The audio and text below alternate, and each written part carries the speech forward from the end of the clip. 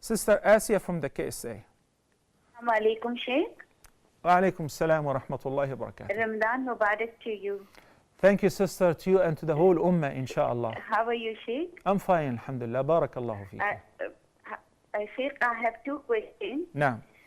If inshallah tomorrow we see a moon for Ramadan, can we perform Umrah and get the reward of Hajj? Question number 2, what to do if one of the close relative is dead but he has missed lots of fasts? Shall we have to fast on behalf of it or just give kafara?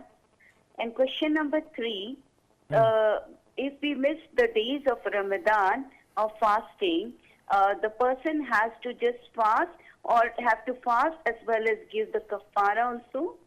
Jazakallah khair. Okay, thank you, Sister Asia. Barakallahu feek. Asia from the KSA inquired about what if we cite the crescent of Ramadan tomorrow, for instance. Then I get to perform Umrah. Would that count as in Ramadan? Would I get the same prescribed reward? Once the moon has been sighted, then that is the beginning of Ramadan because the night precedes the day.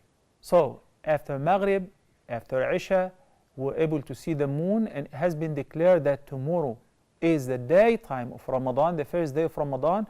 Once you perform Umrah right this time, after sighting the moon, that counts as a Ramadan. And that's why we pray Taraweeh on that night before we begin fasting, because the night precedes the day. As far as the reward, as prescribed in the hadith, and Nabi sallallahu alayhi wa sallam said to one of his lady companions, why didn't you perform Hajj with me?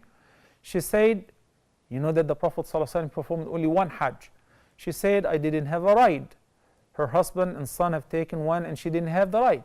So the Prophet sallallahu alayhi wa sallam said, don't feel sad. Whenever it is the month of Ramadan, just perform Umrah, since performing Umrah during the month of Ramadan counts as performing Hajj with me as far as the reward.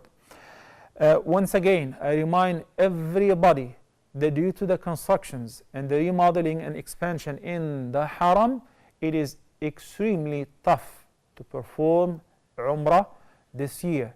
So if you have a chance to perform Umrah before, or if you still insist on performing Umrah since you got the visa and you made the booking and everything, perform your tawaf for the Umrah and Sa'i, and that's it. Please try not to enter the Haram. Furthermore, give room for those who have not performed their Umrah yet.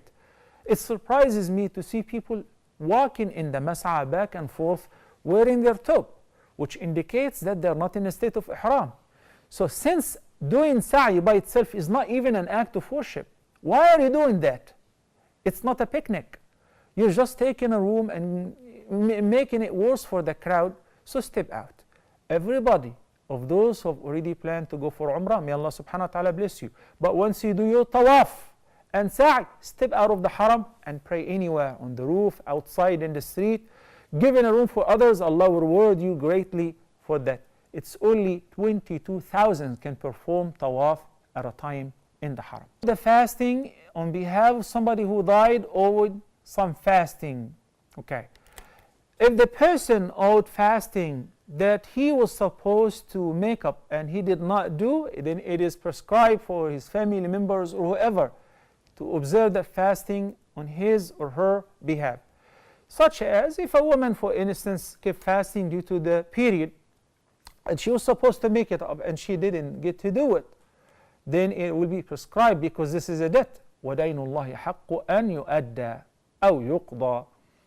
So it will be the duty of the heirs or the family members to nominate one of them, or one of them will volunteer to make up the missed days. If somebody was sick, severely ill, he was not expected to fast, in this case, what will be prescribed is the fidya, not making up the fasting. And the fidya is feeding miskin, one poor person per each day that you skip fasting.